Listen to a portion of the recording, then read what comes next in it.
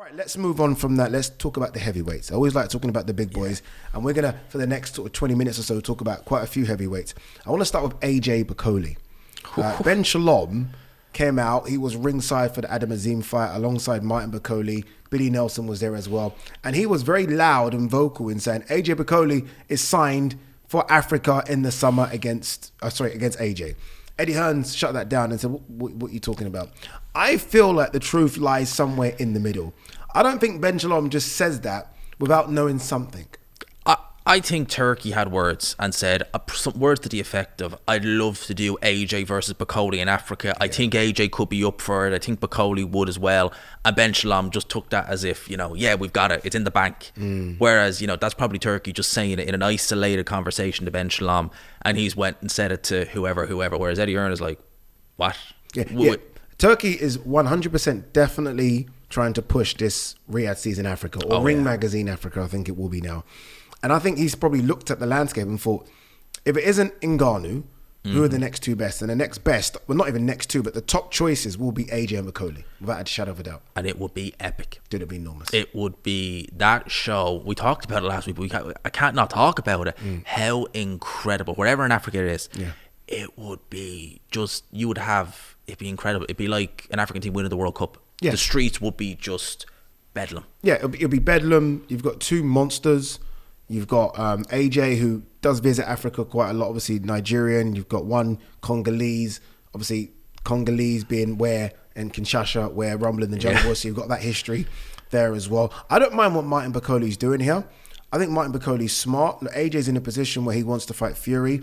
And let's just play the game of saying Fury's retired and he's never coming back. Okay, who's going to fight AJ? Bakole's trying to position himself as being the next man up.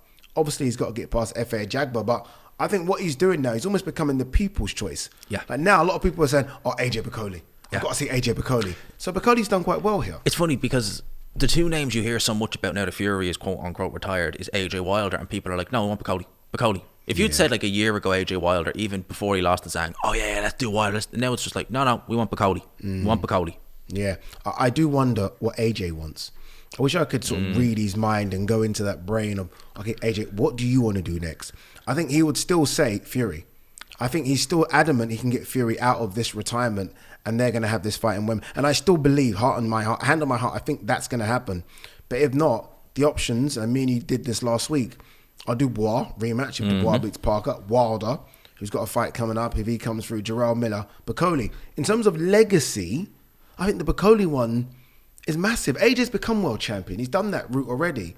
Surely it's fun fights now. And I know Bakole's super risky, but I think Bakole in Africa is enormous. Bakole in Africa, someone who is as dangerous as Martin Bakole. He beat Wilder. What real credit do you get? You beat a guy who comes off 2 losses and he beat Curtis Harper, of all people.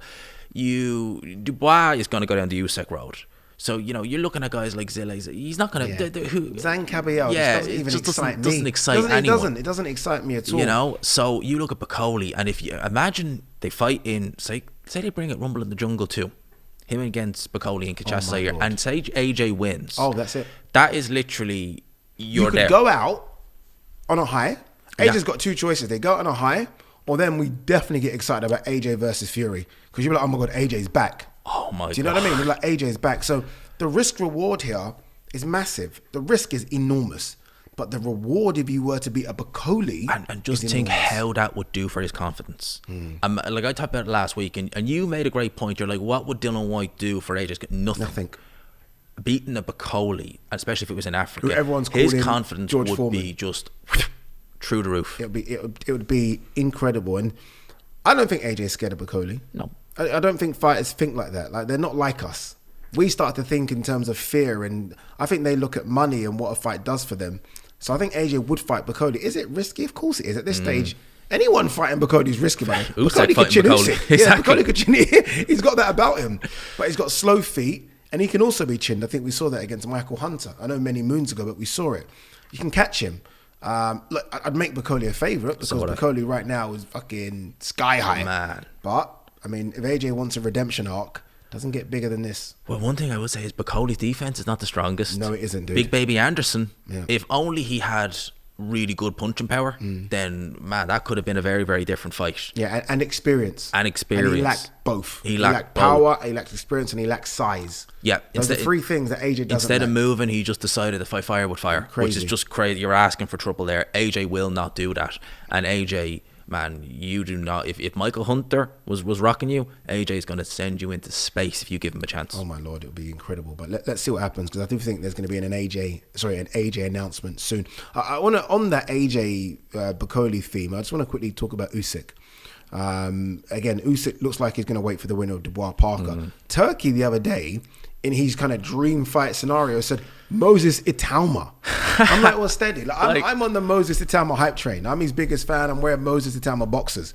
But Moses Itauma, Usyk, no. You just, Itauma is a tremendous talent. And I think he is going to do some of the things he's going to do. We're going to be talking about him in 10 years. And he'll still be active. Yeah. We'll be saying, holy, you know what, this kid's amazing. No, do not put him in there against Usyk. I don't even understand the thinking. Neither do I. Is it still the want for him to try and break Mike Tyson's record, which I think he's only got 3 months to do it? Is it still that? He's got till May, but that's just not going to happen. You can damage him. Oh, irreparably damage him. You could damage him. Like Usyk, we're talking about as one of the greats. Ooh. And Moses is, just beaten Dempsey McKean and Marius Vac. I mean, let's build him properly. If we're not going to go for the record, which I think is a mistake anyway. They tried that with Huey Fury, and look what's happened to Huey, by the way. Oh, man, yeah. I mean, look what's happened to Huey. He's looking awful lately. Let's try and make him become a world champion. Let's just build him correct. There are so many good fights out there for him. He can literally put his feet up, get a cigar, and wait for all the top heavyweights to retire in the next 12 to 18 months, and he could be the ruler of this thing called boxing for the next decade. Man, he can literally wait 2 years, do his own thing, fight whoever, keep learning. The landscape would have changed so much then. He can come in and just be like, I'll have all those belts and I'll keep all those belts. Yeah, because I think he's got that much talent, but hopefully, because my fear with when Turkey says this type of stuff is that most times they happen. They do. Remember when Turkey said Jared Anderson and Bakole, and I was around. It was me and about 8 journalists, and I'm not joking. I was kind of eating my food. I was like, what? And he looked at me and I was like, no, don't do that.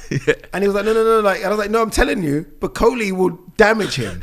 And we have no idea how Anderson's going to react to that. I think he's got a fight coming up as well. But don't take it easy with these young fighters. One thing that Riyadh season is doing is maybe not building the fighters, because now everyone wants to fight on these Riyadh season cards. The art of building fighters is what got Frankie's name. Exactly. Let Frank deal with Moses. We want to build these fighters. We want to give them tough opposition, but we don't want them biting off more than they can chew. Because there's a fine line between, right, here's a tough fight, but it's like, no, tough fight will be him fighting, say, a rematch with Charles Martin. Fighting Bakole, that's just, that's going to damage the kid. And I think it did. Yeah, no, you're right. On Charles Martin versus Moses Itauma.